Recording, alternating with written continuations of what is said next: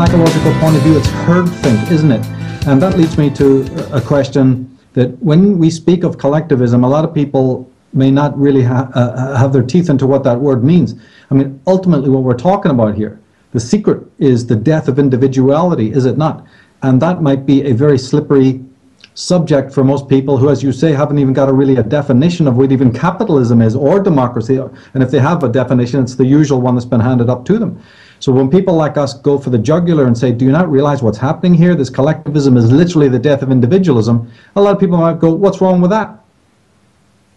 So, you know, if somebody was to say from a religious point of view, it's the death of the soul, they'd scream and say, oh, well, we have to stop it.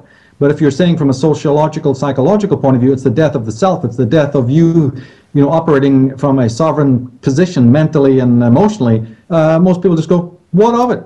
Because they're already pretty much sold down the river, aren't they? So do you have a comment on that, about what we possibly could do to, you know, to make it clearer what the consequences of this ardent, obsessive, malignant collectivism is? Yes, I certainly do. That's probably my favorite topic of all, because I think therein lies the answer or to the solution of all of our problems, because it all comes back to this philosophical foundation of what is the best way to solve a problem. It's pretty easy to get everyone to agree as to what the problem is. We all know that life is not very good for a lot of people, and it's getting worse for most of us. But what are you going to do about it? And you know, you start talking, as we are here, about individualism being superior to collectivism, that personal rights are the only thing that exists. There are no such things as group rights. The individual should be the basis of society. People say, oh, well, the individuals, that's selfish. If you want to put the individual ahead of the group, that means you are selfish, because we've been taught that in school. I was taught that the individual has to be sacrificed if necessary for the greater good of the greater number. And that is the nail that's been driven through our skulls in kindergarten and starting. We got to be team players. We have to go along with the group.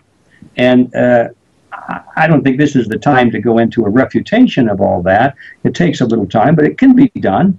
I would say that anybody that wants to pursue this, I invite them to come to the website that I mentioned earlier, which is Freedom Force International. And you'll find plenty of information as to what is the difference between individualism and collectivism. And it's something I urge everyone to get very clear about. And I'll just give you an example for somebody that might be watching and is curious about this. This issue of the group versus the individual. The individualist says that the individual is the basis of society. The collectivist says the group is the basis of society. So what does that mean? You start, I think, by asking the question, what is a group? Is there such a thing as a group? And the answer really is no. Group, as a word, whatever that thing is, group, does not exist. It is a word, it's an abstraction, it is a mathematical concept for more than one person. But you cannot touch a group. You cannot see a group. You can see individuals, a lot of them. You can touch individuals, but you can't touch this thing called group. It's an abstraction. It doesn't really exist except in the mind. It's like the word forest. There's no such thing as forest. It's an abstraction of many trees. You can't touch a forest, but you can touch trees. And once you get clear on the fact that this is an abstraction, it's more like a mathematical concept. But we're really talking about individuals. Individuals are the only thing that are real. Then you realize that if you say that the group, which does not exist, has rights that are superior to the individual, which does exist, you've made a tremendous mistake, an ideological mistake, and set in motion a rational concept whereby those leaders who claim to speak on behalf of the group, groups always have leaders, don't they? I speak on behalf of the nation or of this group, and I say that the group, You set in motion the position where individuals who claim to speak on behalf of the group can justify any atrocity you could possibly imagine. All atrocities of history, most atrocities of history, especially in modern history, are justified that, well, it was necessary for the greater number. It was necessary for society, and some combination of words like that. I mean, just because you're an individualist doesn't mean you have to move your piano alone. You cooperate with people. It's in your own self-interest to cooperate willingly. And free people find amazing ways to cooperate with each other. They form groups, they form organizations, they form teams. But where that voluntary cooperation becomes collectivism is at the point where coercion is interjected into it. Now, if you all agree that you're going to do something and you're free to not do it, now you have a system based on individuals making a choice, free to make a choice, and they cooperate together.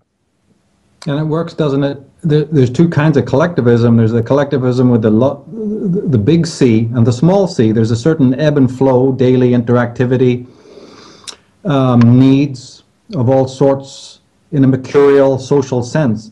But those can be met, even the sexual ones or even just daily ones. All of these needs can be met by the ebb and flow without necessarily a man losing his core sense of identity. The large collectivism is when you're getting together with those groups precisely because you're a docile body, you're a docile mind who loathes autonomy and authenticity of spirit. And you find that the crowd, the club, the team, or the political party, or whatever, Big Brother hands you down, is the precise, it serves for you to immerse your spirit, because it is a spiritual thing. Actually, your individuality is unique. It's as unique as a fingerprint. And some people are very unhappy with that sense of autonomy and that, the demand of authenticity. So what has happened is the malignant version has come about because people want freedom from freedom. And then there becomes this sort of unspoken relationship between the master and the slave, in which the master, knowing full well that you want freedom from freedom, is now going to create rules and laws to give you that. And then we say, great, pretending consciously we don't know what's going on, but unconsciously receive the real cue that we want, which is, hey, you don't have to think anymore. Just use the handrails. Just do as everybody else does. It doesn't matter if it's right and wrong. Don't think for yourself. And so there becomes then this rapport, this almost subtextual relationship between the master and the slave. So therefore that alone tips the balance. It's no longer about gun to the head in some sort of Orwellian sense anymore, is it? It's we become party to the crime. So the person who doesn't want to be an individual, the person who now relinquishes that, who doesn't want to, initiate himself into his own selfhood, right, he's going to be the docile body, the remotely controlled being, and there's a relationship. So if we have big government, we have all of these rules and regulations, it's not just because it's being imposed, right? It's also because man is voting it in, isn't it? He wants that.